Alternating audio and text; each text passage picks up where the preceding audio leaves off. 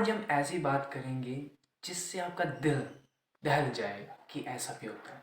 एक बार एक लड़का था, उसका एक ड्रीम था, एक सपना था कि उसकी एक अपनी कार हो। लेकिन उस कार को लेने के लिए उसके पास पैसे नहीं थे। अब पहले वो पढ़ रहा था। सबसे पहले उसकी ग्रेजुएशन कंप्लीट हुई। कंप्लीट होते होते थोड़े टाइम बाद फिर भी वो खरीद नहीं सका। फिर उसके बाद उसकी एक नौकरी लगी। फिर नौकरी लगने के बाद उसकी एकदम शादी हो गई। शादी होने के बाद फिर एकदम बच्चा हो गया। फिर उसको उसके खर्चे बढ़ गए।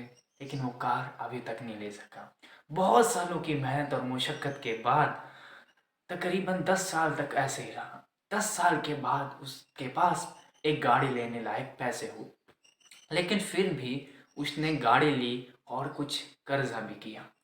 कर्जा भी करने के बाद फिर जब वो एक दिन गाड़ी अपने घर के बाहर रखी हुई थी तो उसका बेटा उस गाड़ी पर कुछ लिख रहा था पत्थर से। और उसके लड़के को इतना गुस्सा चढ़ा कि मैंने इतने साल मेहनत की, इतने साल पैसा कमाया, इतनी मेहनत करके एक कार ली, लेकिन उस कार पे ये पत्थर से लिख रहा है। ये पत्थर से लिखने का क्या कारण है? तो उसने बिना सोचे समझे उस बच्चे को, अपने बच्चे को प्यारे से को मार दिया। चपेट मारी, थप्पड़ मारा। फिर उसने देखा कि पत्थर से क्या लिखा हुआ था उस गाड़ी में। उस गाड़ी में लिखा था, पापा आई लव यू। सही सुना आपने, पापा आई लव यू।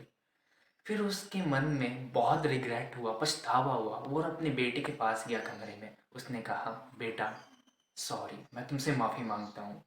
ये गाड़ी के लिए मैंने आज इतनी मेहनत करके गाड़ी ली है, लेकिन जो तुम्हारा प्यार है वो इससे ज़्यादा है।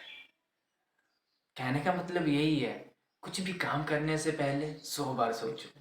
हर एक नेगेटिव चीज़ में भी पॉजिटिव चीज़ छुपी होती है। कहीं इस देश की दुनिया में दौड़ते दौड़ते आप